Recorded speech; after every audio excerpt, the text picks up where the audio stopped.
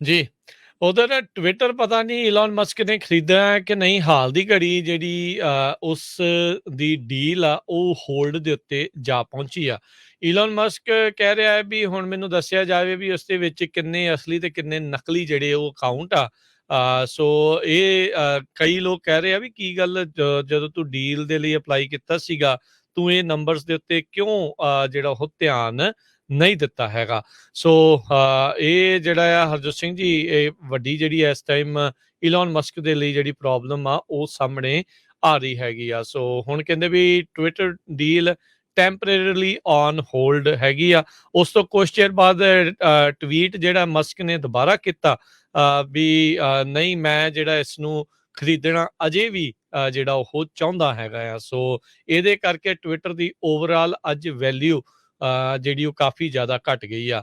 $44 billion ਦੇ ਵਿੱਚ ਇਲਨ Musk ਨੇ ਟਵਿੱਟਰ ਨੂੰ ਖਰੀਦਣ ਦੀ ਪੇਸ਼ਕਸ਼ ਕੀਤੀ ਸੀ, ਜਿਸ ਨੂੰ ਟਵਿੱਟਰ ਦੇ ਬੋਰਡ ਨੇ ਮਨਜ਼ੂਰੀ ਦੇ ਦਿੱਤੀ ਸੀਗੀ। ਤੇ ਕਹਿੰਦੇ ਆ ਵੀ ਜੇ ਹੁਣ ਬੈਕਆਊਟ ਕਰਦਾ ਆ ਤਾਂ $1 ਬਿਲੀਅਨ ਦਾ ਫਾਈਨ ਜਿਹੜਾ ਇਸ ਨੂੰ ਦੇਣਾ ਪਊਗਾ ਜੇ ਖਰੀਦਣ ਦੇ ਵਿੱਚ ਇਹ ਨਾਕਾਮਯਾਬ ਰਹਿੰਦਾ ਆ। ਉਧਰ ਸਿਕਿਉਰਿਟੀ ਐਕਸਚੇਂਜ ਕਮਿਸ਼ਨ ਦੇ ਦੁਆਰਾ ਇਸ ਚੀਜ਼ ਦੀ ਪੜਤਾਲ ਕਰਨੀ ਸ਼ੁਰੂ ਕੀਤੀ ਗਈ ਆ ਵੀ ਟਵਿੱਟਰ ਦੇ ਸ਼ੇਅਰਸ ਇਸਨੇ ਕਦੋਂ ਤੋਂ ਖਰੀਦਣੇ ਜਿਹੜੇ ਸ਼ੁਰੂ ਕੀਤੇ ਸੀ ਤੇ ਕਦੋਂ ਜਨਤਕ ਇਸ ਦੇ ਬਾਰੇ ਜਾਣਕਾਰੀ ਕੀਤੀ ਹੈਗੀ ਆ। ਸੋ ਕਹਿੰਦੇ ਵੀ ਉਹ ਵੀ ਕਈ ਚੀਜ਼ਾਂ ਦਾ ਜਿਹੜਾ ਗੁੱਥਮ ਗੁੱਥਾ ਆ ਉਹ ਚੱਲ ਰਿਹਾ ਆ। ਸੋ ਹਾਲ ਦੀ ਘੜੀ ਇਲਨ ਮਸਕ ਟਵਿੱਟਰ ਨੂੰ ਖਰੀਦੂਗਾ, ਖਰੀਦ ਪਾਊਗਾ।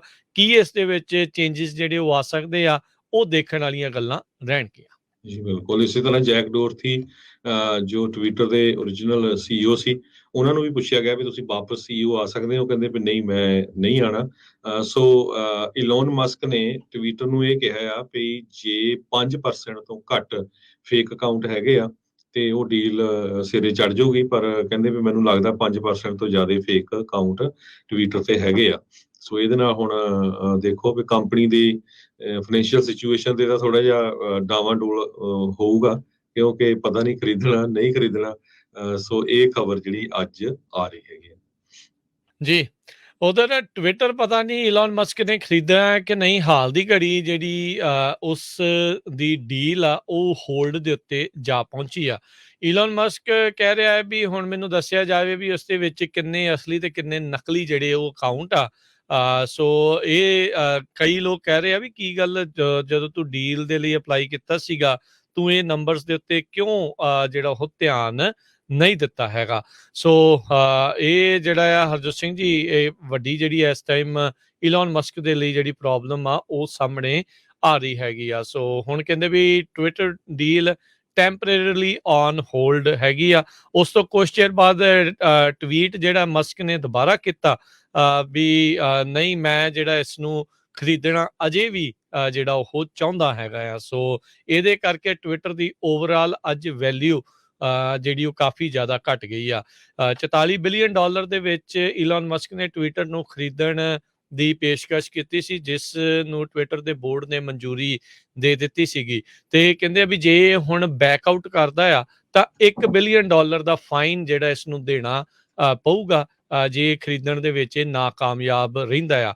ਉਧਰ ਸਿਕਿਉਰਿਟੀ ਐਕਸਚੇਂਜ ਕਮਿਸ਼ਨ ਦੇ ਦੁਆਰਾ ਇਸ ਚੀਜ਼ ਦੀ ਪੜਤਾਲ ਕਰਨੀ ਸ਼ੁਰੂ ਕੀਤੀ ਗਈ ਆ ਵੀ ਟਵਿੱਟਰ ਦੇ ਸ਼ੇਅਰਸ ਇਸਨੇ ਕਦੋਂ ਤੋਂ ਖਰੀਦਣੇ ਜਿਹੜੇ ਸ਼ੁਰੂ ਕੀਤੇ ਸੀ ਤੇ ਕਦੋਂ ਜਨਤਕ ਇਸ ਦੇ ਬਾਰੇ ਜਾਣਕਾਰੀ ਕੀਤੀ ਹੈਗੀ ਆ। ਸੋ ਕਹਿੰਦੇ ਵੀ ਉਹ ਵੀ ਕਈ ਚੀਜ਼ਾਂ ਦਾ ਜਿਹੜਾ ਗੁੱਥਮ ਗੁੱਥਾ ਆ ਉਹ ਚੱਲ ਰਿਹਾ ਆ।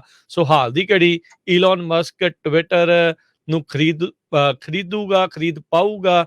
ਕੀ ਇਸ ਦੇ ਵਿੱਚ ਚੇਂਜਸ ਜਿਹੜੇ ਉਹ ਆ ਸਕਦੇ ਆ, ਉਹ ਦੇਖਣ ਵਾਲੀਆਂ ਗੱਲਾਂ ਰਹਿਣਗੀਆਂ। ਜੀ ਬਿਲਕੁਲ। ਇਸੇ ਤਰ੍ਹਾਂ ਜੈਕ ਡੋਰਥੀ ਜੋ ਟਵਿੱਟਰ ਦੇ ਓਰੀਜਨਲ ਸੀਈਓ ਸੀ, ਉਹਨਾਂ ਨੂੰ ਵੀ ਪੁੱਛਿਆ ਗਿਆ ਵੀ ਤੁਸੀਂ ਵਾਪਸ ਸੀਈਓ ਆ ਸਕਦੇ ਹੋ, ਕਹਿੰਦੇ ਵੀ ਨਹੀਂ, ਮੈਂ ਨਹੀਂ ਆਣਾ। ਸੋ ਇਲੋਨ ਮਸਕ ਨੇ ਟਵਿੱਟਰ ਨੂੰ ਇਹ ਕਿਹਾ ਆ ਵੀ ਜੇ 5% ਤੋਂ ਘੱਟ ਫੇਕ ਅਕਾਊਂਟ ਹੈਗੇ ਆ ਤੇ ਉਹ ਡੀਲ ਸਿਰੇ ਚੜ ਜਾਊਗੀ, ਪਰ ਕਹਿੰਦੇ ਵੀ ਮੈਨੂੰ ਲੱਗਦਾ 5% ਤੋਂ ਜ਼ਿਆਦਾ ਫੇਕ ਅਕਾਊਂਟ ਟਵਿੱਟਰ ਤੇ ਹੈਗੇ ਆ। ਸੋ ਇਹਦੇ ਨਾਲ ਹੁਣ ਦੇਖੋ ਵੀ ਕੰਪਨੀ ਦੀ ਫਾਈਨੈਂਸ਼ੀਅਲ ਸਿਚੁਏਸ਼ਨ ਤੇ ਤਾਂ ਥੋੜਾ ਜਿਹਾ ਡਾਵਾਂਡੋਲ ਹੋਊਗਾ, ਕਿਉਂਕਿ ਪਤਾ ਨਹੀਂ ਖਰੀਦਣਾ ਨਹੀਂ ਖਰੀਦਣਾ। ਸੋ ਇਹ ਖਬਰ ਜਿਹੜੀ ਅੱਜ ਆ ਰਹੀ ਹੈਗੀ।